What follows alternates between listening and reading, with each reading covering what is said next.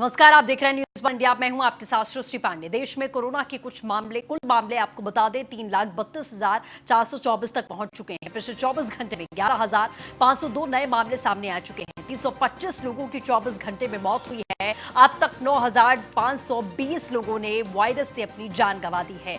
देश में कोरोना के 1,53,106 एक्टिव केसेस हैं।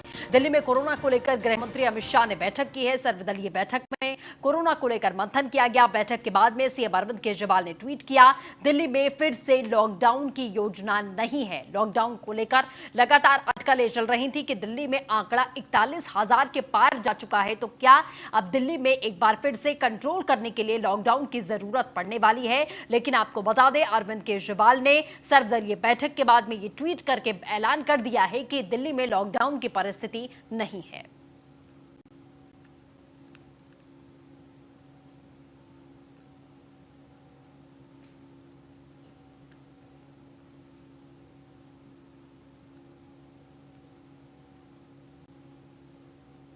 तो लगातार बढ़े हुए आंकड़े हम आपको बता रहे हैं। देश में कोरोना के 1,53,106 एक्टिव केसेस हैं।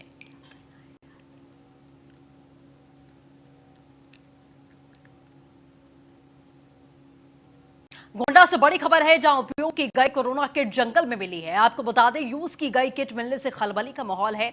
अशरफाबाद के जंगल में फेंकी गई किट, सड़क किनारे एक पेड़ के नीचे मिली किट मिलने के बाद में मौके पर भारी भीड़ जुटी। मनकापुर इलाके के में पड़ताल अश्वराबाद जंगल। आपको बता दें, इन लोगों में सीएससी अधीक्षक और पुलिस को सूचना दी है। आखिर कैसे जंगल में किट पहुंची, ग्रामीणों में भी संक्रमण का खतरा बढ़ता हुआ नजर आ रहा है।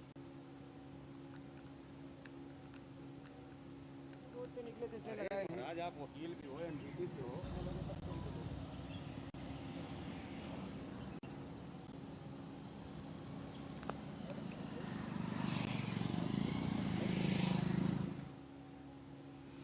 यूपी में शिक्षकों की नौकरी में अनामिका शुक्ला जैसा फर्जीवाड़ा लगातार सामने आ रहा है। ताजा मामला गोंडा की अनामिका शुक्ला की तर्ज पर जौनपुर में भी सामने आया है। यहां की प्रीति यादव के प्रमाण पत्र और जौनपुर और आजमगढ़ के कस्तूरबा गांधी आवासीय विद्यालय में फर्जी शिक्षिकाएं काम कर रही थीं।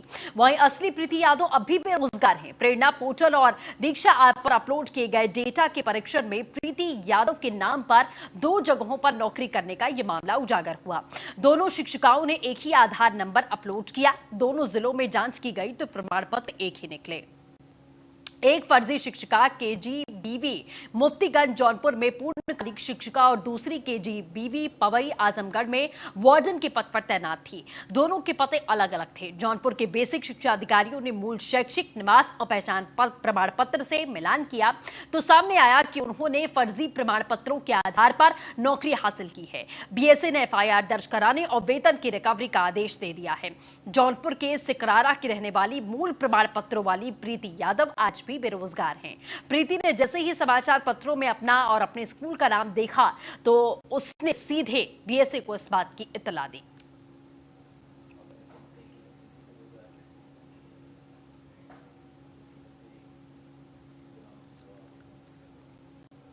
हमारे जौनपुर जनपद में प्रीति यादव का मामला आया था। महानिदेशक स्कूल शिक्षा महोदय ने हमें एक लेटर भेजा था।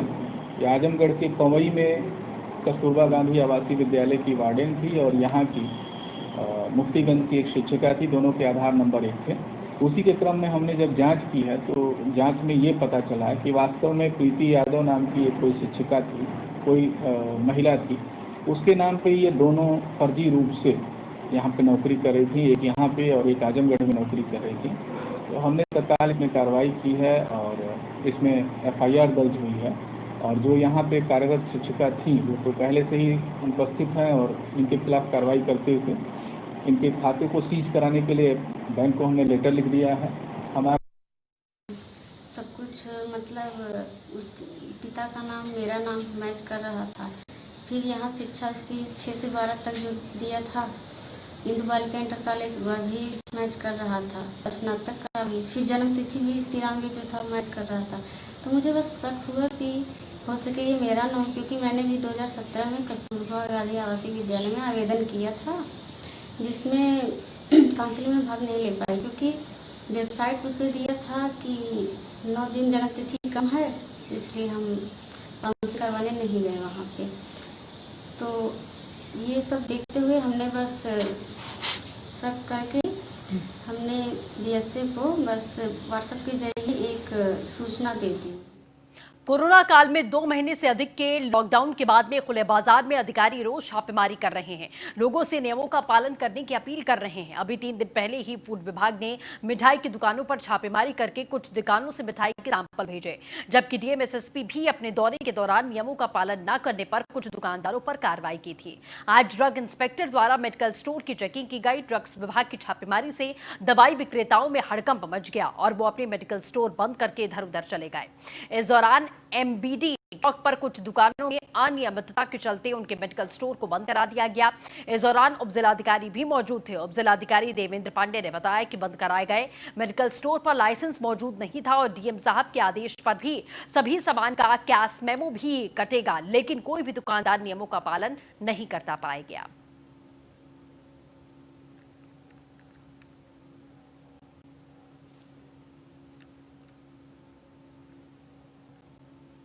आज छापेमारी में हम लोगों ने एमबीडी चौक पे जो दुकानें थी मेडिकल की उनको चेक किया है और सहारनपुर से ड्रग इंस्पेक्टर साहब को भी बुलाया गया था। संयुक्त रूप से निरीक्षण करने पर पता चला कि कई दुकानों पर जो मूल आदमी जिसके नाम से लाइसेंस बना है वो नहीं बैठा था। इसके अलावा लाइसेंस की कॉपी भी नियमतः यह है दुकानों पर डिस्प्ले होना चाहिए था, वो डिस्प्ले भी नहीं था और आधे घंटे तक दुकान मालिक उसको दिखा भी नहीं पाए। इसके अलावा निर्देश डीएम साहब ने दिए हैं कि जो भी बिक्री की जाएगी दवाओं की 100% कैश मेमो के माध्यम से ही की जाएगी, कैश मेमो काटा जाएगा। तो दुकानदार उसको भी फॉलो नहीं कर रहे थे, कैश मेमो भी नहीं काट रहे थे। तो इन सब को हम लोगों ने निरीक्षण के अपने चेक पॉइंट में नोट किया है और तात्कालिक तौर से दुकानों को बंद कर दिया। कानपुर से बड़ी खबर है, जहां शहर में चोरों के हौसले बुलंद हैं। अधिवक्ता के घर लाखों की चोरी। शादी समारोह में शामिल होने गया अधिवक्ता परिवार मकान का ताला तोड़कर लाखों के सामान की चोरी कर गया। पुलिस मौके पर पहुंची। जांच पड़ताल के लिए नौबस्ता थाना इलाके के गुलमोहर विहार इलाके की घटना है।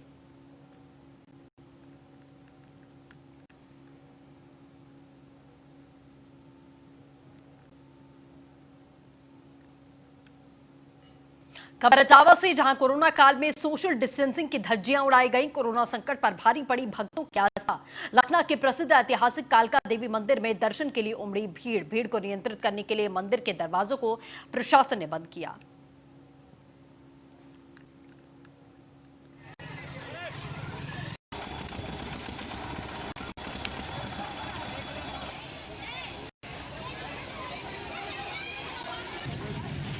तो इन तस्वीरों को देखकर भयावह तस्वीरें आप अंदाजा लगा सकते हैं कि ऐसा लग रहा है कोरोना काल खत्म हो चुका है, सब कुछ बहुत ज्यादा नॉर्मल है, सब कुछ ठीक है। लेकिन आप तस्वीरें देखिए, हैरान करने वाली हैं। जो पुरानी जिंदगी हुआ करती थी कि भारी पैमाने की भीड़ मंदिरों के बाहर, वही तस्वीर यहाँ पर देखी जा रही है। पुलिस प्रशासन की गाड़ी यहाँ पर खड़ी है, बैरिकेडिंग की गई है, उसके बावजूद भी भारी पैमाने पर उल्लंघन किया गया। छोटे छोटे बच्चों के साथ में बुजुर्ग महिलाएं और यहाँ पर जमावड़ा लगा हुआ है, जो कहीं ना कहीं अब स्थानीय प्रशासन पर भी सवाल खड़े करता है कि प्रशासन कर क्या रहा था। इसी तरीके से कोरोना का विस्फोट एक साथ होता है। 35 से 40 लोगों में कोरोना संक्रमण पाया जाता है। आप इन तस्वीरों को देखिए कि अलग अलग जो ठेले भी लगे हुए हैं बाहर।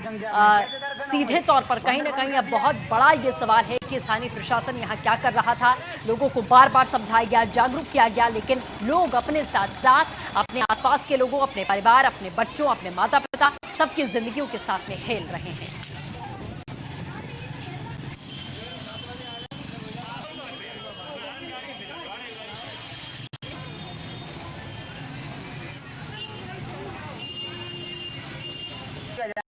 कैसे दर्शन होंगे?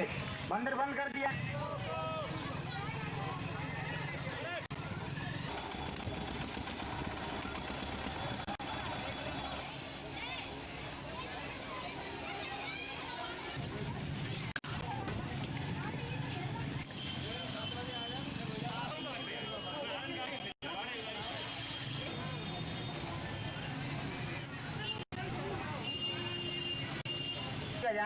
लगातार हम आपको ये तस्वीरें दिखा रहे हैं कि किस तरीके से यहाँ नियमों का उल्लंघन किया गया, किस तरीके से भारी पैमाने की भीड़ यहाँ पर जुटी।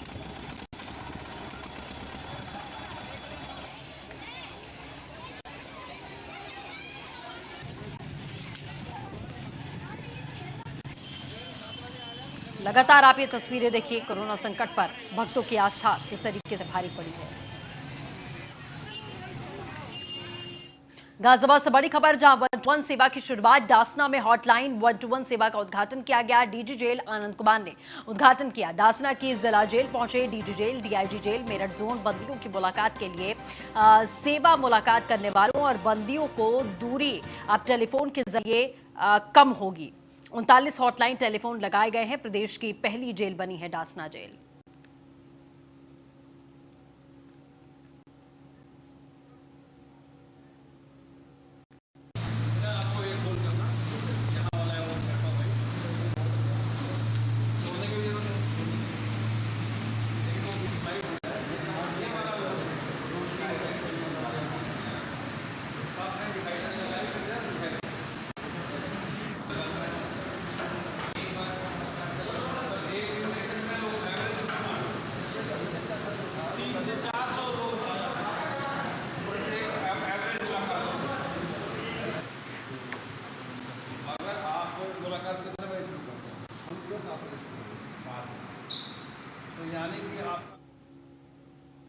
देखिए, ये व्यवस्था की गई है। आगे की जब मुलाकात खुलेगी तो बंदियों को किस आधार पे बंदी और परिजन की मुलाकात की जाएगी, उसमें एक ये नया आयाम है। ये कॉन्टैक्टलेस मुलाकात है, जो फेस टू फेस आदमी एक दूसरे को देख भी सकेगा और साथ ही साथ फ़ोन से उसकी प्राइवेसी भी रहेगी। ये विदेशों में ये व्यवस्था बहुत दिनों से चली आ रही है और हमारी कुछ जेलों में ये व्यवस्था थी, लेकिन इसको एक मॉडल के तौर पे हम अडॉप्ट कर रहे हैं, जहाँ पे कोविड महामारी, ये मानते हुए कि कोविड महामारी का संक्रमण अभी कुछ दिन और चलेगा, लिहाजा सोशल डिस्टेंसिंग की भी आवश्यकता है, साथ ही साथ मुलाकात भी खोलनी है। तो दोनों के बीच में सामंजस्य बैठाने के लिए ये आधुनिक 1-to-1 हॉटलाइन मुलाकात की व्यवस्था की गई है, जिसका आज लोकार्पण किया गया है। 39 टेलीफोन के सेट्स लगाए गए हैं, जिससे 39 बंदी एट अ टाइम एक मुलाकात के स्लॉट में अपने परिजनों से बात कर सकेंगे। चित्रकूट में मजदूर की हत्या, आपको बता दें यमुना नदी के वियावल घाट में मजदूर की हत्या की गई। मजदूरों के 2 गुटों में हुआ था आपसी विवाद। मऊ थाना इलाके का यह पूरा मामला सामने आया है। तो चित्रकूट से बड़ी खबर हम आपको लगातार बता रहे हैं, जहां 2 मजदूरों के गुट में आपसी संघर्ष हुआ था, जिसमें मजदूर की हत्या कर दी गई है। मऊ थाना इलाके का ये पूरा मामला है। यमुना नदी के वियावल घाट में मजदूर की हत्या की गई। चित्रकूट में मजदूर की हत्या का मामला उजागर हुआ है।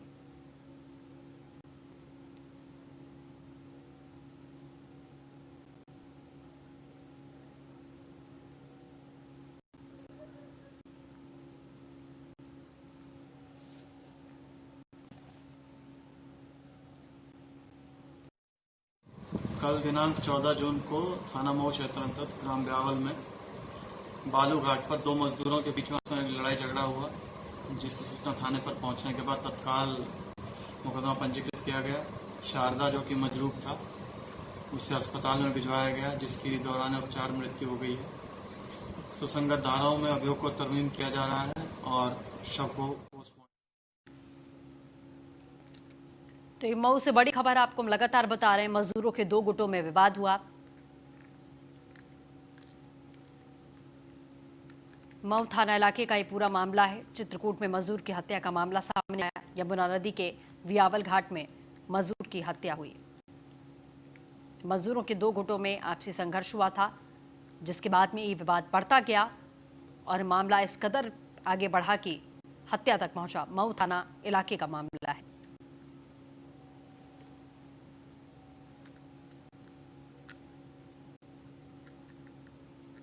तो लगातार आपको ये चित्रकूट से हम बड़ी खबर बता रहे हैं। मजदूरों के 2 गुटों में विवाद, मऊ थाना इलाके का पूरा मामला, मजदूर की हत्या की गई आपसी संघर्ष में, आपसी विवाद में।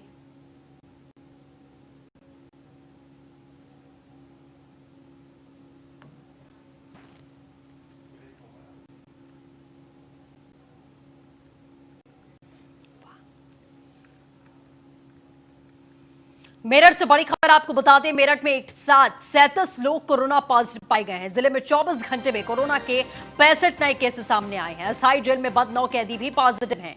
नौचंदी थाना आवास परिसर में मिले हैं 7 मरीज। सीएमओ डॉक्टर राजकुमार ने भी इस बात की पुष्टि की है। मेरठ में कोरोना का आंकड़ा 669, कोरोना से 49 मरीजों की अब तक मौत हो चुकी है। तो मेरठ की स्थिति और ज्यादा भयावह होती जा रही है। एक ही रात में यानी कि 24 घंटे में इस कदर केसेस जो एक बोल सकते हैं कि ब्लास्ट हुआ है कोरोना का, वो यहां पर देखा जा रहा है। और मौतों का आंकड़ा बढ़ रहा है, एक्टिव मरीजों का आंकड़ा बढ़ रहा है। दिन प्रतिदिन 24 घंटे में जो केसेस की फ्रीक्वेंसी है वो लगातार बढ़ती जा रही है। 37 लोग कोरोना पॉजिटिव पाए गए हैं मेरठ में। ये बड़ी खबर आपको बता दें, जिले में 24 घंटे के भीतर 65 नए केसेस सामने आ चुके हैं, जो अपने आप में बड़ा झटका है। अस्थायी जेल में 9 कैदी कोरोना पॉजिटिव पाए गए। आप अंदाजा लगा सकते हैं इसी से। नौचंदी थाना आवास परिसर में 7 मरीज और मिले हैं। तो सीएमओ डॉक्टर राजकुमार ने इस बात की पुष्टि की है। मेरठ में कोरोना का आंकड़ा 669 पहुंच चुका है। खतरा लगातार मेरठ में बढ़ता जा रहा है। शुरू से ही मेरठ की स्थिति कंट्रोल में नहीं आई। लगातार यहां पर केसेस बढ़ते रहे, कंटेनमेंट जोन बढ़ते रहे। 37 लोग एक साथ पॉजिटिव आए हैं। मात्र 24 घंटे में अगर नजर डालें आंकड़ों पर तो 65 केसेस 24 घंटे में सामने आ चुके हैं।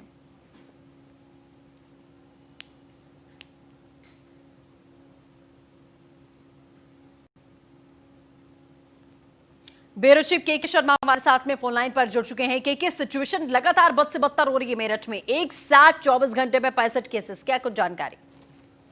जी, जो जानकारी मिली है उस जानकारी के मुताबिक 27 और कोरोना संक्रमित मिले हैं। और अभी ये दिन का फिगर नहीं है, ये कल रात का फिगर है। पिछले एक हफ्ते के अगर डेटा को देखा जाए तो दहाई की संख्या में मिल रहे हैं। 12, 14 और कल तो यानी कि इतवार की रात तो रविवार की रात तो सारा ही डेटा टूट गया है, क्योंकि अभी तक 27 नहीं मिले थे। सबसे ज्यादा 27 संक्रमित मिले हैं, जिनमें से 6 एक ही परिवार के लोग हैं और ये चेन 3 अलग अलग इलाकों की है। बावजूद इसके मेरठ प्रशासन पर दबाव है कि वो बाजार खोले और किसी तरीके से स्थिति को नियंत्रण में करे। लेकिन जिस तरीके से हर तरफ से कोरोना वायरस संक्रमित मिल रहे हैं, उसके बीच मेरठ प्रशासन के लिए, स्वास्थ्य महकमे के लिए कोरोना को चलते बाजार खोलना बड़ा मुश्किल हो रहा है। वैसे उसने शहर का जो मुख्य बाजार है, आबू लैन है, उसे ऑड इवन यानी कि लेफ्ट और राइट के बेसिस पे खोल जरूर दिया है, लेकिन दुकानें खाली पड़ी हैं, ग्राहक नहीं आ रहे हैं और लोगों के मन में दहशत है। वो सेल्फ क्वारंटाइन हो गए हैं, बहुत कम सड़क पर बाहर निकल रहे हैं, क्योंकि जिस तरीके से ये डेटा सामने आया है वो डेटा हर तीसरे चौथे आदमी को संदेह की नजर से देखता है।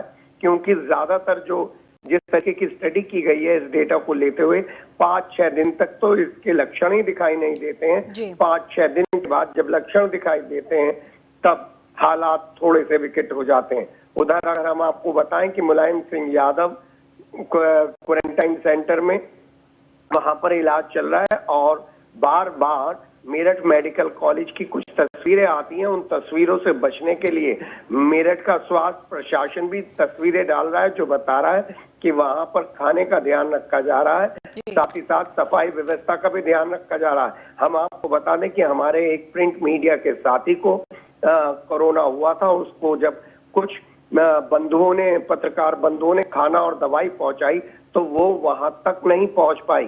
ये ही व्यवस्था है। लेकिन डीएम अनिल ढींगरा ने खुद इंटरवीन कर पूरी बिल्कुल ठीक है कि आप नजर बना रखिए, हम आपसे अपडेट लेते रहेंगे। फिलहाल के लिए शुक्रिया। खबर मुरादाबाद से, जहां कार में बंद होने से 2 बच्चों की मौत। खेलते खेलते कार में बंद हो गए थे 4 मासूम बच्चे। 2 बच्चों की मौत हो गई है, 2 को अस्पताल में भर्ती किया गया है। मुंडा पांडे थाना इलाके के वीरपुर की यह घटना है, हैरान करने वाली घटना।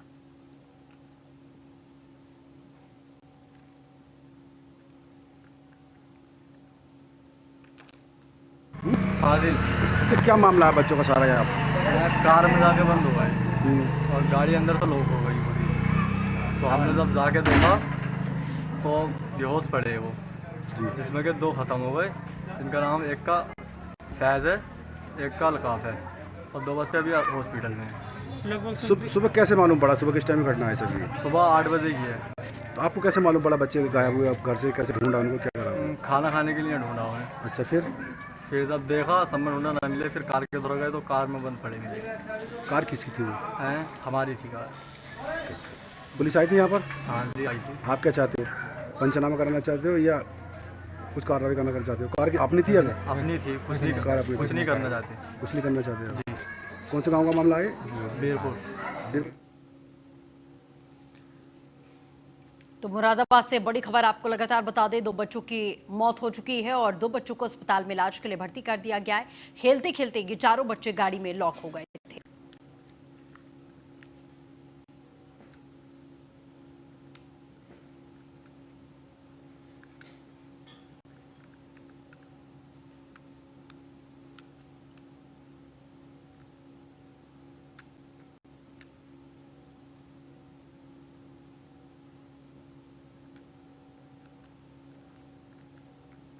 बलिया से बड़ी खबर आपको बता दें, जिलाधिकारी से न्याय की मांग, 2 बेटियों के साथ में एक मां की मांग। डीएम बलिया हरि प्रताप शाही से गुहार, न्याय के लिए कमिश्नर और डीएम के पैरों पर गिरी।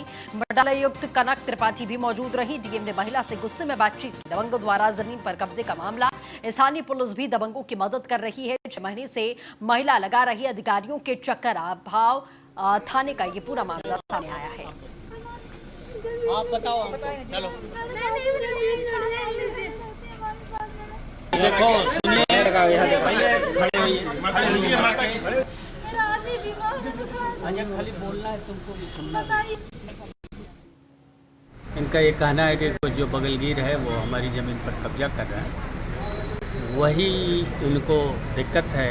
और कभी 6 महीने पहले भी उसने प्रयास किया, अब फिर से प्रयास कर रहा है। 6 महीने पहले आई थी और इनका निस्तारण और सहयोग जो किया जा सकता था वो किया गया।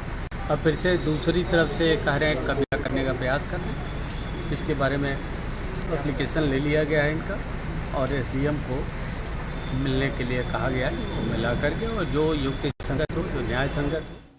मनोज अपडेट के साथ जुड़ चुके हैं। मनोज, क्या कुछ अपडेट है इस पूरे मामले में?